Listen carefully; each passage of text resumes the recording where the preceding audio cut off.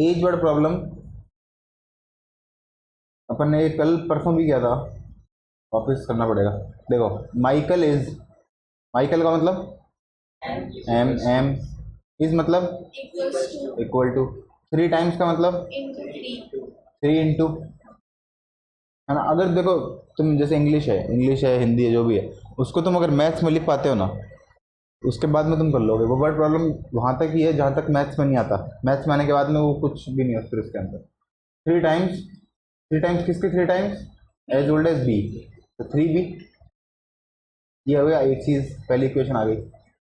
18 years ago, 18 years ago का मतलब -18, ठीक है, -18, एम नहीं, सिर्फ -18 किसके, जो भी आगे दे रखा है उनके। माइकल भी है और आगे, और ब्रेंडन भी है। एम को भी -18 और बी को भी -18। माइकल वॉज मतलब इक्वल टू 9 टाइम्स, 9 इंटू, और कौन 9 इंटू, ये पूरा, ठीक है। तो ये दो इक्वेशन अगर तुम बना लोगे तो बाकी बाद में कुछ नहीं है इसके अंदर। इसके बाद में खुद कर लोगे या इसके बाद में मैं बताऊं? एम की वैल्यू क्या है? 3b। इस एम की जगह 3b रख दो और इक्वेशन को सॉल्व कर लो, ठीक है। अब इसका क्या आंसर निकालना पड़ेगा, तो आगे कैसे बढ़ेंगे। यहाँ पे क्या लिख दूंगा?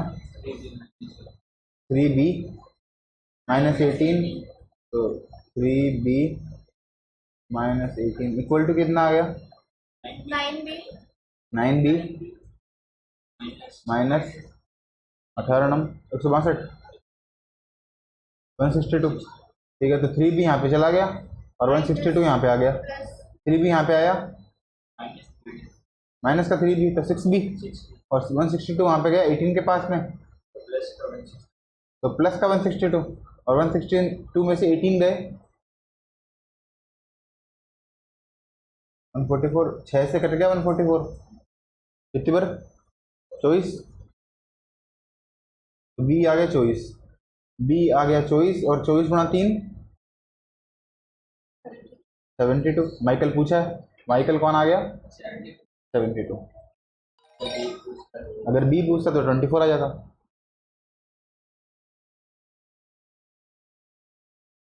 बताओ क्या लिखूं? तो बी इज मतलब इक्वल टू 4i, ठीक है। आगे बी -6, 6 ईयर्स अगो, तो बी -6, और यहाँ पे i -6, और 6 टाइम्स, तो 6 इंटू i -6। बी की जगह क्या रखें? 4i -6 बराबर 6i -36। ये i यहाँ पे आया 2i, और 36 वहाँ पे गया 30, i की वैल्यू आ गई 15, और ये पूछा है।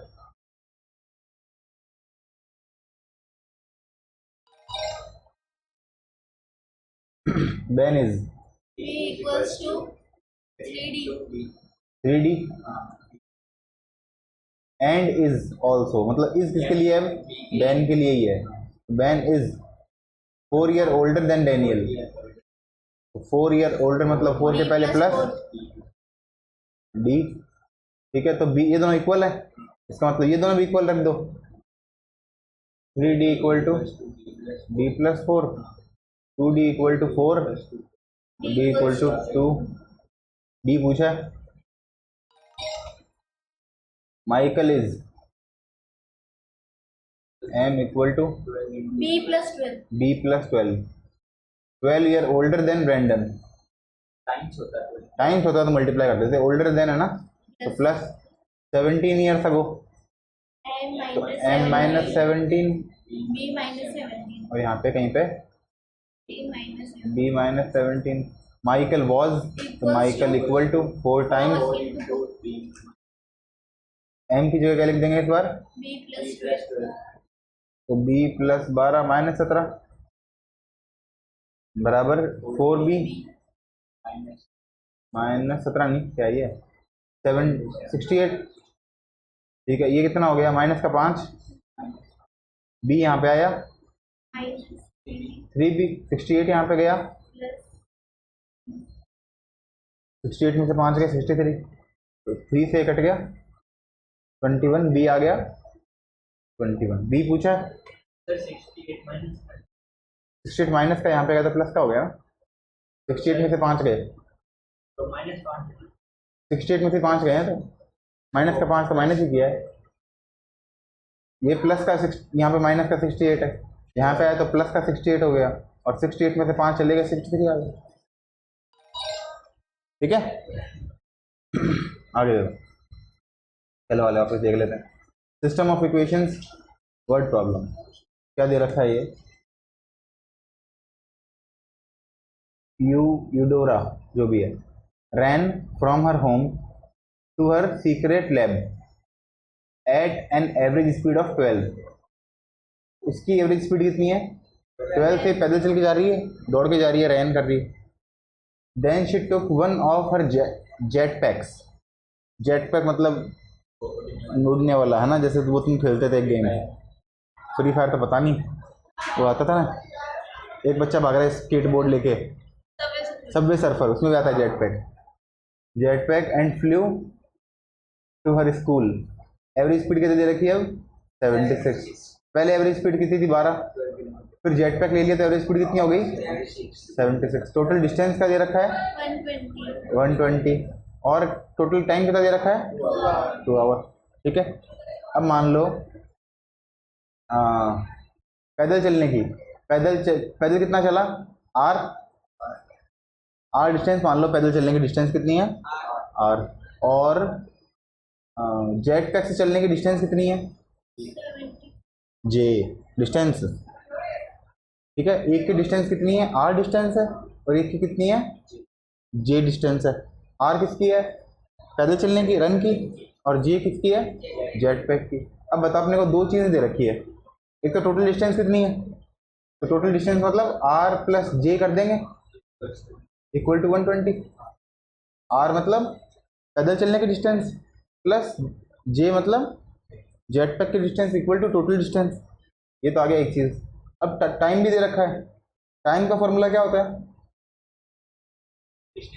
डिस्टेंस अपॉन स्पीड, तो टाइम 2 इक्वल टू पहला डिस्टेंस क्या है आर अपॉन डिस्टेंस, तो ये तो इस डिस्टेंस के लिए स्पीड कितनी है 12 प्लस दूसरा डिस्टेंस कौन सा है जे, और उसके लिए स्पीड कितनी है 76। यह समझ में, R distance upon speed plus distance upon speed, ये टाइम ये भी टाइम, तो time plus time equal to 2 hour, ये भी टाइम। चलो अब क्या करें, R plus J equal to 120 दे रखा है, इसमें से किसी एक की वैल्यू निकाल लें, आर की निकाल लें, या फिर यही करते हैं। चलो आर की वैल्यू निकाल ली, कितनी आई 120 माइनस जे, और ये आर की वैल्यू इसमें रख दें 120 माइनस जे, तो 2 equal to 120 minus J upon 12 plus J upon 76। LCM कितना आ गया इनका, पूरा ही कर दें क्या, ऐसे ही मल्टीप्लाई कर दें।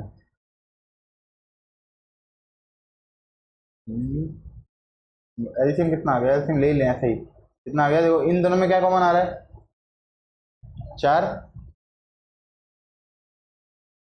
4 12 की टेबल में भी आता है, हैं 4 की टेबल में 12 भी आता है, 4 की टेबल में 76 भी आता है, 4 तो आ गया कॉमन। अब 12 में 3 बचे और 76 में 19 बचे, मतलब एलसीएम लेना आता है ना तुमको इस तरह से, जब मैंने अभी लिया, अगर नहीं आता तो वापस देखो। इन दोनों में सबसे पहले देख लो कॉमन क्या है, तो 12 और 76 में कॉमन है 4, 4 तो पहले लिख दिया।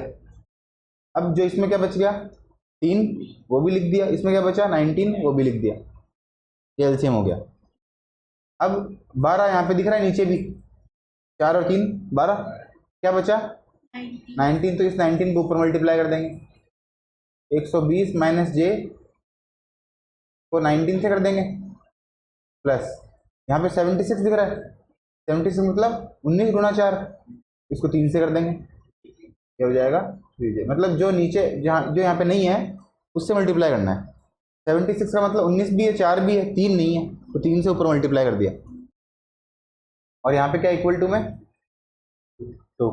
ठीक है, इसके आगे देखो, यहाँ पे कर लेते हैं आगे। ये पूरा यहाँ पे मल्टीप्लाई हो गया, 4 3 जा 12, 12 2 जा 24, और 24 19 को मल्टीप्लाई करो चाहे मत करो, ऐसे छोड़ दो। 24 इंटू 19 मल्टीप्लाई जिस जो आता है नॉर्मली वो तो कर दो, जो नहीं आता उसको छोड़ दो, ऐसे ही मल्टीप्लाई में छोड़ दो। अब 19 को 120 से किया, ये भी नहीं आता, इसको भी ऐसे ही छोड़ दो। 120 इंटू 19, 19 को जे से आता है तो माइनस का 19 जे और प्लस का 3 जे, तो 19 जे और 3 जे कितना हो गया, माइनस का 16 जे। और अब एक काम करें, इस 16 को यहाँ ले जाएं और इस पूरे को यहाँ लिया है, ठीक है, तो माइनस का 16 है, यहाँ पे जाके प्लस का 16 जे। ये ऐसा कैसा, 120 इंटू 19 और ये दोनों इधर आके माइनस के 24 इंटू 19, आगे देखो,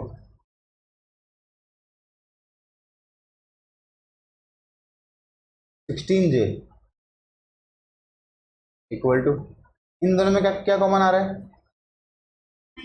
19 तो कॉमन आ गया। पहले वाले में क्या बचा 120, दूसरे वाले में 24, तो 120 में से 24 गए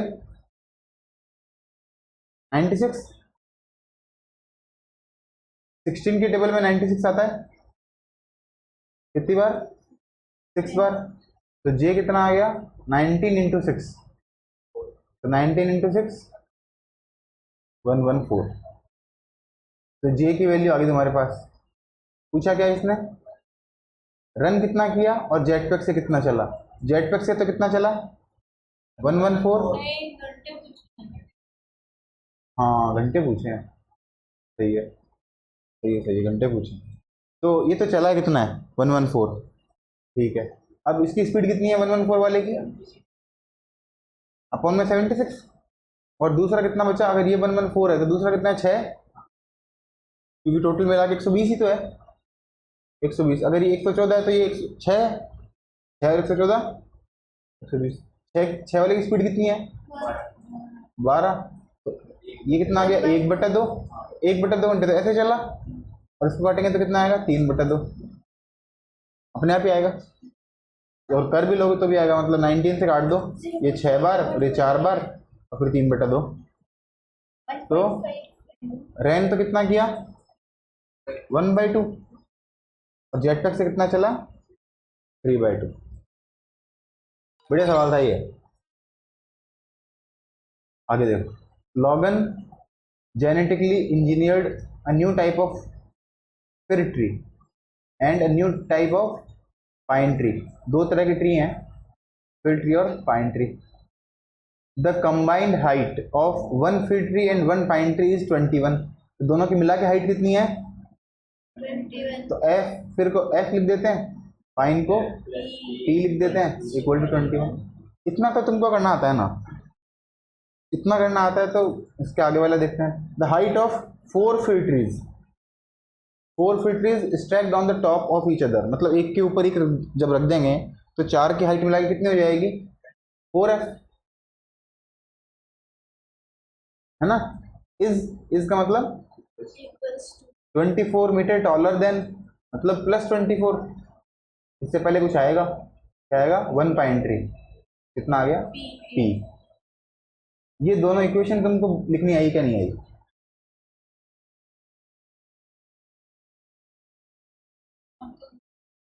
आगे।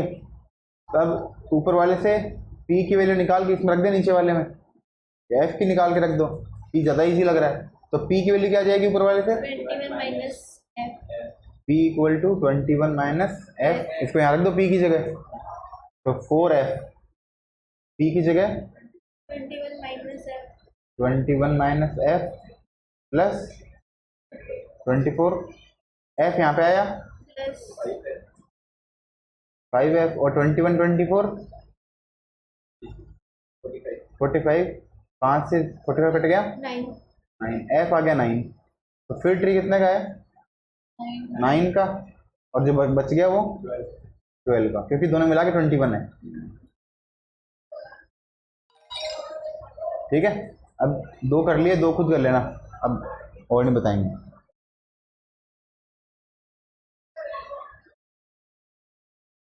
फॉर्मिंग इक्वेशन विद 2 वेरिएबल, इसमें तुमको सिर्फ इक्वेशन बनानी है m को r के फॉर्म में।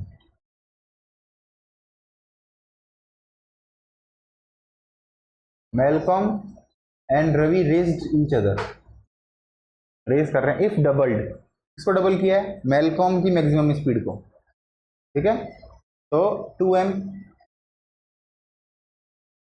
ठीक है, मेलकॉम की स्पीड डबल कर दिया,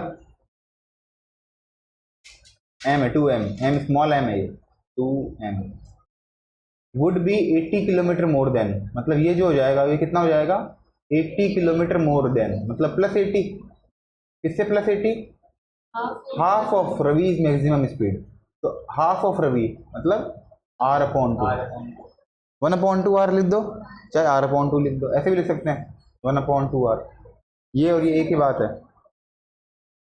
ठीक है, निकालना क्या है, m निकालना है, तो m यहाँ पर है, ये 2, इस 2 को इस पूरे में ले जाएंगे डिवाइड में, तो नहीं आ रहा, एक काम करो इसको वापस पढ़ो, सवाल को समझ में नहीं आ रहा, वो बच्चा सवाल वापस पढ़ो, क्या दे रखा है, इफ डबल्ड, है ना, मेलकॉम्स मैक्सिमम स्पीड, किसको डबल किया है, मेलकॉम की मैक्सिमम स्पीड को डबल किया, मेलकॉम की स्पीड कितनी है m को डबल कर दिया तो क्या हो गया 2m, यहाँ तक आया। वुड बी हो, इज हो, विल बी हो, इसका मतलब इक्वल टू इतना आ गया। 80 किलोमीटर मोर देन का मतलब प्लस 80, किससे, इससे ये प्लस 80, हाफ ऑफ, हाफ मतलब 1/2 या जो भी बाई 2, किसका बाई 2, r की मैक्सिमम स्पीड, अब आ गया। अब m की वैल्यू निकालनी है, तो m के 2 किस में है, मल्टीप्लाई, यहाँ जाएगा तो डिवाइड में, तो इस पूरे के डिवाइड में ले जाओ, इस 2 को यहाँ से हटा के इस पूरे के डिवाइड में ले जाओ। अब ये डिवाइड है जो दोनों तरफ लग जाएगा, मतलब इस 2 को यहाँ भी लिख सकते हैं अपॉन में और यहाँ भी लिख सकते हैं, बीच में प्लस का साइन, ठीक है, डिस्ट्रीब्यूट कर दिया। जैसे मल्टीप्लाई को अपन डिस्ट्रीब्यूट नहीं कर देते क्या, जैसे 3 है, इसको 3 + x से करना है, तो क्या करते हैं 3 को 3 से करते हैं, फिर 3 को x से करते हैं, तो वैसे ही डिस्ट्रीब्यूट भी कर सकते हैं। अगर 3 अपॉन में है तो पहले 3 को 3 से डिवाइड करो, फिर प्लस x को भी 3 से डिवाइड करो। अब तो अलग अलग कर दो, ये r/2 है, r/2 का भी हाफ, मतलब आधे का आधा, कितना हो गया 25%, मतलब 1/4 r/4, ठीक है ना, और ये 80 का आधा 40, तो r/4 + 40, r/4 + 40, ठीक है। इसको कट करना चाहें तो नहीं, कट कैसे होगा, 4 और 40 अलग अलग है, ये प्लस में मल्टीप्लाई में थोड़ी ये कट हो जाएगा।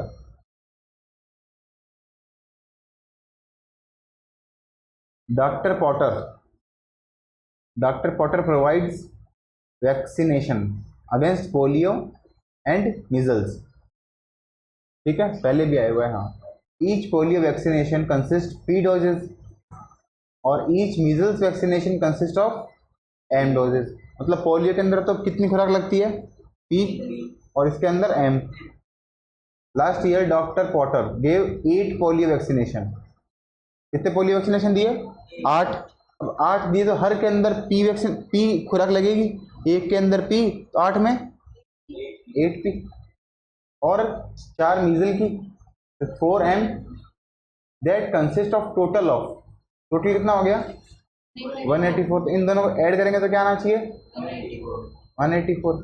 P की वैल्यू निकालनी है तो P यहीं छोड़ दो इक्वल टू में, पहले 4M यहाँ पे जाएगा, पहले प्लस माइनस इधर उधर होते हैं और फिर मल्टीप्लाई डिवाइड इधर उधर होते हैं, देखिए ध्यान रखना हमेशा, कभी तुम 8 को मत ले जाना यहाँ पे पहले ही डिवाइड में। 8 मल्टीप्लाई में, 8 का मल्टीप्लाई में है, लेकिन ये डिवाइड में नहीं जा सकता अभी। तो कब जाएगा, जब यहाँ से प्लस माइनस हट जाए। तो पहले जाएगा 4m, तो 184 माइनस, और फिर अपॉन 8, दोनों में जाएगा 8। दोनों में चला जाएगा 8।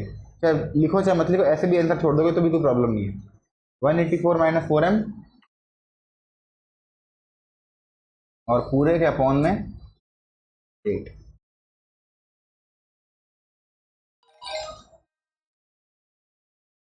अब देखो, coach Mahesh buys X bat and Y balls for his team. X तो बैट खरीदता है और Y बॉल खरीदता है। अब एक बॉल की कॉस्ट 10 रुपए, तो अब बॉल कितनी खरीदी,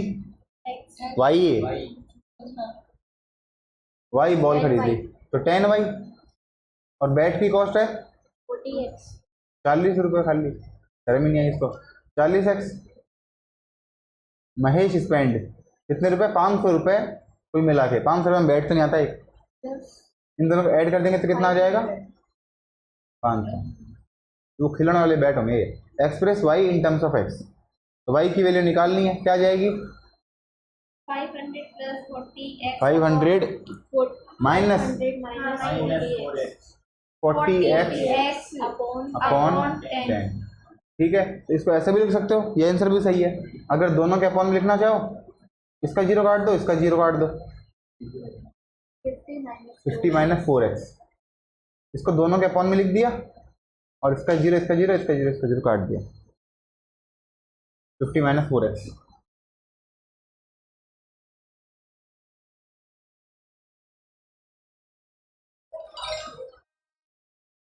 eighteen years from now, from now का मतलब बाद, हाँ, हेंस, इसको हेंस भी बोल सकते हैं।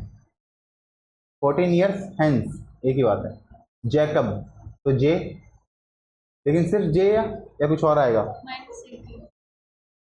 प्लस 18। फ्यूचर की बात कर रहे हैं इसलिए फ्रॉम नाउ, आज के 18 साल बाद, तो माइनस करेंगे प्लस करेंगे, जे प्लस 18 करेंगे ना। आज तुम 14 ईयर्स के हो, तो आज के 14 साल बाद में कितने के हो जाओगे, मतलब फ्यूचर में, तो प्लस करेंगे ना। आज के 10 साल बाद में 24 के हो गया, 4 के हो गए। Jacob will be, will be मतलब इक्वल टू 14 मोर देन, तो 14 मोर देन यहाँ पे, तो पहले तो 14 मोर देन प्लस 14 तो आएगा ही, 14 मोर देन 3 टाइम्स, तो 3 टाइम्स का मतलब 3 इंटू, कौन 3 into 3 times, as old as Marriott, तो 3m प्लस 18।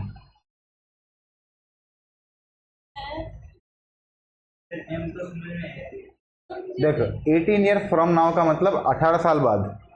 अब दो लोग हैं, कौन कौन है, जैकब और मैरियट, तो जैकब भी 18 साल बाद में 18 साल बड़ा हो जाएगा, प्लस 18 कर दिया, और मैरियट भी 18 साल बड़ा हो जाएगा, m को भी m प्लस 18 लिखेंगे। इन दोनों को तो इस तरह से लिखेंगे, ठीक है। अब सवाल देखते हैं वापस से। जैकब का मतलब j प्लस 18, विल बी का मतलब इक्वल टू, 14 मोर देन का मतलब प्लस 14, 3 टाइम्स का मतलब 3 इंटू, और मैरियट का मतलब m प्लस 18। m का मतलब सिर्फ m नहीं है, m का मतलब 18 साल बाद का m है। अगर यहाँ पे ऐसा होता ना, as old as Marriott, present Marriott age, तब सिर्फ m लिखते, लेकिन ऐसा तो कुछ लिखा हुआ नहीं है। तो j की वैल्यू निकालनी है अब, तो j को यहीं छोड़ दो, और प्लस का 18 यहाँ पे आके माइनस का 18, तो ये हो गया माइनस का 18, 14 में से 18 गए, -4, और इसको ऐसा कैसा छोड़ दो, तो 3 ब्रैकेट में m प्लस 18, और ब्रैकेट के बाहर -4। आया, ठीक है। और ऐसे सवाल ही सबसे ज़्यादा ज़रूरी हैं। अभी वाले जो क्वेश्चन है ना, ये सिर्फ ये है कि इंग्लिश से मैथ बनानी है, इंग्लिश से मैथ, इसके सारे सवाल करना तुम, 4 करके ऐसे में 100% आगे हो गया मेरा काम। इसको जब तक कर सको करते रहना, जब तक सवाल वापस वही नहीं आने लग जाए तब तक करना है। लास्ट है आज का ये, word problem involving pair of linear equation. तो इसके अंदर इसमें भी वही है, सिर्फ इक्वेशन बनानी है, कोई खास टफ नहीं है इसके अंदर। तो अ cyclist road a distance of 12 kilometre against the wind. Against the wind मतलब समझते हो? अप स्ट्रीम, बिल्कुल सही बात है, मतलब विंड के अगेंस्ट, अब ऑपोजिट डायरेक्शन में, इन 3 आवर्स। तो 3 घंटे के अंदर कितना चला ये? 12 किलोमीटर। तो टाइम कितना है? 3 घंटे। टाइम इक्वल टू क्या होता है? Distance upon speed. डिस्टेंस कितनी है? 12, और स्पीड साइकिल की स्पीड माइनस विंड की स्पीड, यार मान लो, क्योंकि अपोजिट चल रहा है ना, अपोजिट चल रहा है इसलिए माइनस कर दिया, सी माइनस ए। इसको एस मानना, अच्छा विंड को एस मानना है और नो विंड को सी मानना है, ठीक है, इसको एस लिख देते हैं, ये लो ये एस, सी माइनस एस, ये तो पहला हो गया। फिर he rode back the same distance. Rode back का मतलब विंड के साथ में, क्योंकि विंड तो एक ही डायरेक्शन में चलेगी, अब अपन उल्टा चल रहे हैं तो अपन विंड के साथ चलेंगे, विंड के साथ चलेंगे, और कितने घंटे में? 1 घंटे में। इसका मतलब 1 equal to 12 upon C plus S. ये दोनों समझ में आएगा तुमको? Time equal to distance upon speed, और ये भी time equal to distance upon speed, लेकिन एक बार स्पीड माइनस किया है स्पीड को, क्यों? क्योंकि अपोजिट साइड करेंगे तो स्पीड कम हो जाएगी, और सेम साइड में चलेंगे तो विंड अपने को हेल्प करेगी चलने में। जो अप स्ट्रीम डाउन स्ट्रीम वाला ही सिस्टम है, ठीक है। तो अब देखो पहला सही है क्या? पहला सही है। देखो सी माइनस एस है, इसको 3 के मल्टीप्लाई में ले गए, ये डिवाइड में यहाँ पे आके मल्टीप्लाई में, तो 3 minus S into 3 equal to 12, सही आ रहा है ना? अब क्या पता इसने घुमाया कि अपन ने घुमाया, कुछ भी हो सकता है ना, ऐसे थोड़ी बोल सकते हैं इसने घुमा दिया, अपन ने भी घुमाया ही है। अपन डायरेक्ट भी लिख सकते थे, distance equal to speed into time, एक ही बात है। और दूसरा क्या आएगा? 1 into C plus S equal to 12। ये दोनों सही है, आया क्या? थोड़ा थोड़ा है। तो जिस समय नहीं आया उस समय बोलो भैया, मैं पूछूंगा फिर तुम बोलोगे। द सम ऑफ मतलब प्लस, चलो भी प्लस लगा दिया, किसका sum? Numerator and denominator of a fraction. तो न्यूमरेटर एंड डिनोमिनेटर, तो पहले फ्रैक्शन है, फ्रैक्शन को क्या लिख दें? मान लो एक्स अपॉन वाई, ये लिख दिया। अब वापस देखते हैं, द सम ऑफ मतलब plus numerator and denominator, N नहीं, एक्स प्लस वाई का जो सम है, इज मतलब equal to 3 less than -3 less than twice the denominator 2y, y ना denominator, x plus Y equal to 2y minus 3। इतना आया समझ में? सिर्फ लैंग्वेज है, इसको मैंने ऐसे लिख दिया, लेकिन इसने न्यूमिनेटर को n मानना है और डिनोमिनेटर को d। x की जगह क्या लिख दूं? n plus d equal to 2d minus 3। ये तो पहली चीज हो गई, ये कहीं पे लिखा हुआ है, देखो यहाँ पे कहीं पे, n plus d equal to 2d minus 3। एक तो ये हो गया, जैसे जैसे लिखा है ना वैसे वैसे मैंने लिख दिया। सेम यही काम आगे करना है। Also n upon d, also when both the numerator and denominator is are decreased by 1, मतलब दोनों को क्या कर दिया? -1, यहाँ पे भी -1। द फ्रैक्शन, ये जो फ्रैक्शन है, बिकम्स 1/2। तो बिकम्स मतलब इक्वल टू 1/2। तो ये दूसरी इक्वेशन हो गई, n-1 upon d-1 equal to 1/2। तो ये जो लास्ट की 2 एक्सरसाइज है ना, ये बहुत इंपॉर्टेंट है, और इसमें तो सारे क्वेश्चन तुमको करने चाहिए। The present age of Tom and Jerry is T and J.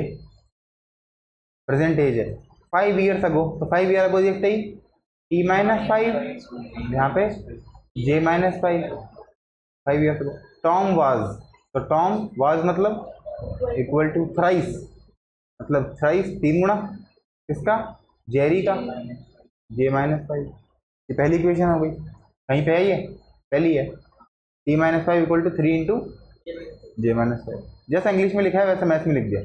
10 years later, तो टी प्लस 10, यहाँ पे भी j plus 10, Tom will be equal to twice, मतलब ट्वाइस 2 गुना। ये दूसरी इक्वेशन हो गई। तो t plus 10 equal to fourth 2 j plus 10। आगे देखो, ये लास्ट है आज का, फिर तुमको आज ही करना है बाकी इक्वेशन की। The area of rectangle, rectangle ऐसा होता है, रेक्टेंगल का नॉर्मली एरिया क्या होता है, एल इंटू बी। ये एल और ये बी, लेंथ दे रखी है एल और ब्रेथ दे रखी है b. The area of rectangle decreased by 9 unit square, कितना कम हो गया, 9। एरिया ऑफ रेक्टेंगल मतलब L b, b b b नहीं, area of rectangle l b decreased by. देखो डिक्रीज्ड बाई का मतलब होता है इसके बाद में माइनस लगाते हैं, अगर लेस देन होता तो इसके पहले माइनस लगाते। जैसे लेस देन है ऐसा कुछ है ना, तो पहले माइनस लगेगा, और डिक्रीज्ड बाई है, इंक्रीज्ड बाई है, तो बाद में माइनस लगेगा, एल बी के बाद में माइनस। तो डिक्रीज्ड बाई कितना, 9। तब ऐसा, अब ऐसा कब हुआ, if its length decreased by 5, ऐसा कब हुआ जब लेंथ को 5 से कम कर दिया और ब्रेथ को 3 बढ़ा दिया, तो b प्लस 3। अब l और b का मल्टीप्लाई होता है ये, तो यहाँ पे इनको इसमें लिख दो मल्टीप्लाई में, और इस बीच में क्या लगा दो इक्वल टू। ये पहली इक्वेशन हो गई। ये समझ में आया, area of rectangle decrease by 9 मतलब एल बी माइनस 9। कब हुआ ऐसा, इक्वल टू जब लेंथ को 5 से कम कर दिया और b को 3 से बढ़ा दिया, और l और b को मल्टीप्लाई करेंगे तो ये आ जाएगा। ये आ गया पहला। दूसरा देखो, when the length and breadth increase by 3 और 2, तो लेंथ को बढ़ा दिया 3 से और b को बढ़ा दिया 2 से, बीच में bracket, equal to the area increase मतलब एल बी तो है ही, एल बी से 67 बढ़ गया, इंक्रीज है ना। अगर सिर्फ ये होता कि एरिया विल बी तब तो जाता 67, लेकिन एरिया इंक्रीज हुआ मतलब जितना पहले था एल बी तो था ही, एल बी से कितना बढ़ गया, 67 बढ़ गया। तो दूसरी इक्वेशन ये आ गई। तो पहला तो ये हो गया L plus 3 B plus 2 L B plus 67, और दूसरा क्या हो जाएगा L minus 5 B plus 3 L minus 5 B plus 3 L minus 5 L B minus 9, last वाला हो जाएगा। ठीक है, चलो अब करो खुद से।